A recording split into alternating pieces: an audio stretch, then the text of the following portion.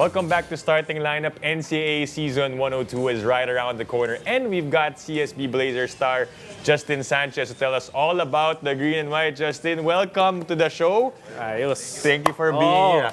Kauna-unahang player history yan from NC. To join us Okay, here on okay, Signal dahil alam naman natin yung partnership, diba? Tama, Na tama. formalized na and of course Signal will be the new home of the NCAA. Justin, final year mo na. Nag-sink in na ba? Nag-graduating ka na this year? Kasi minsan lang maging college life eh. Minsan mo lang maramdaman na yung presence ng amateur. So, ayaw pang iwan eh. Ayaw mo pakawalan. Ayaw pang pawala. Okay lang. Pero I mean, nag-enjoy ka. That's great. Nag-enjoy ka rin sa basketball court. Kasi nga, galing sa San Beda ngayon, third year mo na sa CSB, graduating ka na. Ang dami nang na-achieve ng CSB, actually. Simula ng pagpasok mo. Diba? Paakyat kayo ng paakyat. Yes. So, pag-usapan natin yung team, thinking about the team, ano yung nakita mong development? Thinking na saan kayo nagsimula, tapos ngayon na nandito kayo na title contenders kayo, ano yung naisip mo na parang yung naging change niya? For me po kasi, nung unang taon ko, kasi lumaban din po kami nung championship nung Mapua.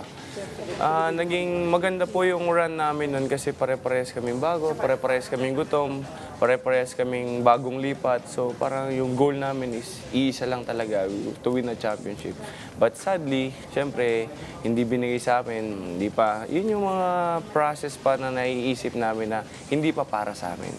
So marami pang pwedeng mangyari, marami pang mga stepping up na pwedeng gawin na mas may improve pa namin, na mas maging better kami every year.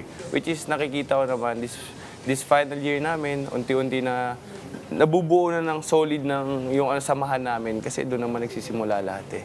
Sa samahan, kasi kung hindi maganda yung samahan nyo, papunta sa game, wala rin mangyayari.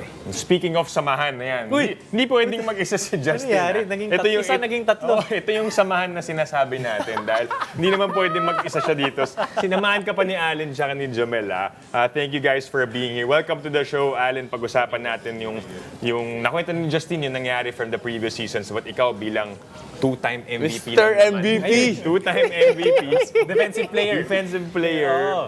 Ano ngayon yung mindset ng isang Allen Liwag papasok sa final playing year niya? Ayun, nire-remind lang ako nila coach at ng mga teammates ko na parang yun, nakuha ko ngayon back-to-back MVP. So para sa akin, ang goal ko naman this year, this season is kung paano ko magiging leader sa kanila, kung paano ko malilid na maayos yung team, kung paano ko mas magiging kuya sa kanila, kung paano ko sila i-guide ng tama. Yun yung parang naging goal ko everyday sa practice at sa mga games. Well, aside from you, pinag-usapan mo leadership at samahan nyo. Actually, samahan yung tatlo. Jomel, ikaw yung point guard ng team. Yes po. Ikaw yung may responsibility na talagang isama yung mga player, yung team mo especially, di ba? Ngayon sa role mo ngayon, tingin mo ba nagbago yun nung dati at nakikita mong papasok ka na ng season na to? Iba na ba yung mindset mo? Siguro yung mga experience ko past seasons, laking bagay po nun kasi kumbaga mas nakilala ko po sila and yung pagsasama po namin mas naging solid po ngayon. Tapos yun po, mas buo lang po kami ngayon compared nung Tama bang sabihin na mas malaki yung role mo this upcoming season dahil of course with the departure of your seniors, ikaw na yung next man up din, diba, for the guards. So what are you expecting? Ano yung parang sinabi sa'yo ni Coach Charles dito sa system na to? siguro this year kasi last year po marami po kami napupuntahan, like andyan po si Kuya Inot, si Kuya Sean na kayang mag-create, si Cometa po na kaya po. Siguro po this year mas kailangan ko pong mas maging kalmado through sa situation and yun po, mas kailangan ko sila mas ma-organize para mas maano po kami. Mas maayos po yung takbo namin ng team po namin.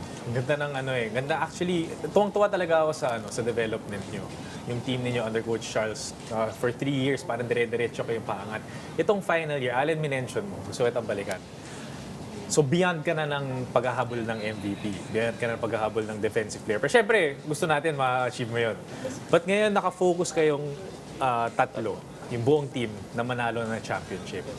So itong time na ito, ano yung tingin yung pinakamalaking change na may expect namin bilang manonood sa CSB papasok ng season na to na, uy, iba sila.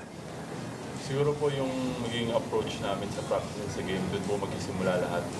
Para sa akin, siguro po magiging bago sa amin yun is mas more on buo na talaga kami, mas solid yung chemistry namin, and lahat magsisimula sa defense namin, hindi na sa offense. Mas magiging sandata namin yung defense this year.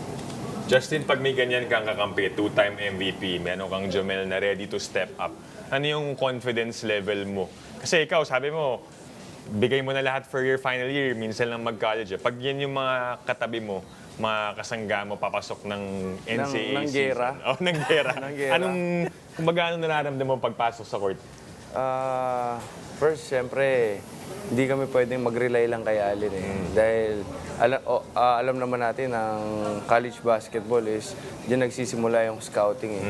So, yung para sa akin, confidence ako sa dalawang kasama ko to kasi alam natin si Allen, great leader.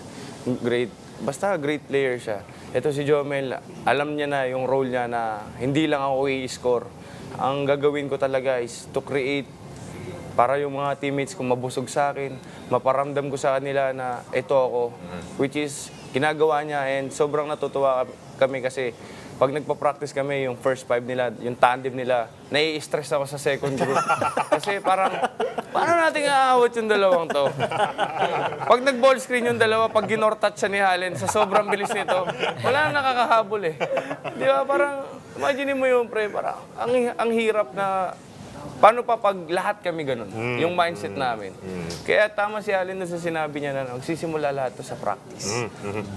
Para pag nadala na namin sa game, wala na. Parang na lang kami nagpa-practice during that game. Parang sobrang gaan na. Kaya para sa akin, itong dalawang to, ayusin nyo Hindi, joke lang. Makuha kayo sa Ayusin team. natin, pare. Hindi, Ayusin natin. talaga. Yung confidence namin this season pala na final year, bubuhos talaga kami. Yun, so Jomel, actually gusto itong balikan dun sa sinasabi niya. No? Kasi ngayon na yun yung nakikita na sa'yo at yun yung na-in-expect sa'yo. Ano man in-expect mo kay Justin papasok ng season na to?